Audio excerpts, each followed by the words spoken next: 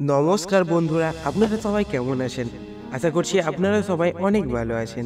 তো আজকে শোনাতে চলেছি শিব পুরাণে বলা আছে এমন 5টি ভুল বা খারাপ কাজ করার কথা। হতে পারে সেটা জেনে কিংবা না জেনে। এই ভুলগুলি করলে প্রচণ্ড রাগে ক্ষিপ্ত হয়ে যান বাবা মহাদেব।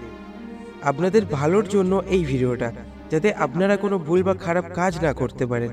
তো ভিডিওটা সম্পূর্ণ দেখবেন, তবেই জানতে পারবেন, বুঝতে পারবেন এবং শিখতে পারবেন। তো সব কিছুই জানবো আজকের ভিডিওতে। আর একটাই অনুরোধ করব, চ্যানেলে নতুন হয়ে থাকলে সাবস্ক্রাইব করে পাশের বেল আইকনটি প্রেস করে রাখুন আমাদের সমস্ত ভিডিও নোটিফিকেশনগুলি সবার প্রথমে পাওয়ার জন্য।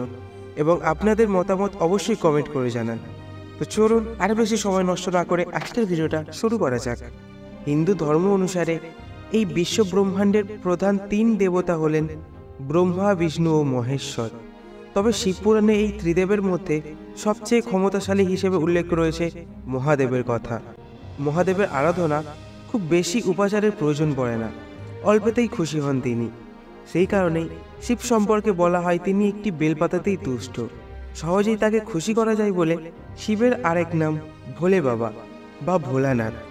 মহাদেবকে যত সহজে প্রসন্ন করা যায়, তেমনি একবার রেগে গেলে রুদ্র মূর্তি ধারণ করেন তিনি।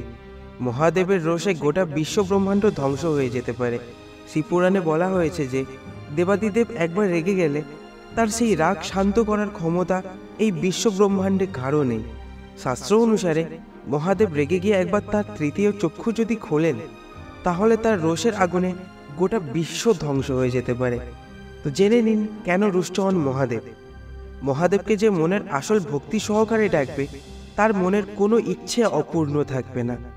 শুধু মানুষ নয়, দেবতা, দানব, গন্ধর্ব সবাই মহাদেবের কৃপা লাভ করেছেন।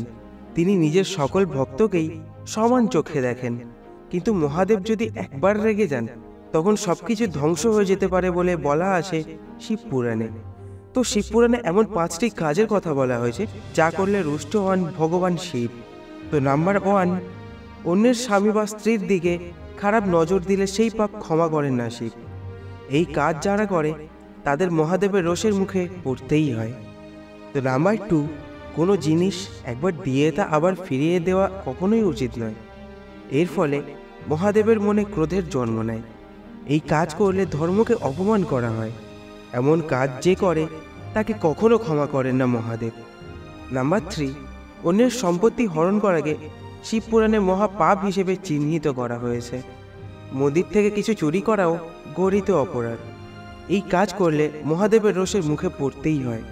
নাম্বার 4, কোনো নিরপরাধকে আঘাত করা, কোনো অসহায়কে অপমান করলে প্রচণ্ড রাগে রুদ্র মূর্তি ধারণ করতে পারেন শিব। তখন তার সেই রোষের হাত থেকেই রেহাই পাওয়া যায় না। নাম্বার 5, কোনো গর্ভবতী মহিলা, বাবা মা অথবা পূর্বপুরুষ সম্পর্কে খারাপ কথা বলা অত্যন্ত অপছন্দ করেন মহাদেব। কারো সম্মানে আঘাত করা শিবপুরাণ অনুসারে অমার্জনীয় অপরাধ। এই কাজ করলে শিবের রাগ থেকে রেহাই পাবেন না। তো এই ছিল আজকের ভিডিওটা ভালো লাগলে লাইক করুন এবং অবশ্যই কমেন্ট করে জানান আপনারা কোন ধরনের ভিডিও দেখতে চান। তো সম্পূর্ণ ভিডিওটি দেখার জন্য অনেক অনেক ধন্যবাদ। ভালো থাকুন, সুস্থ থাকুন।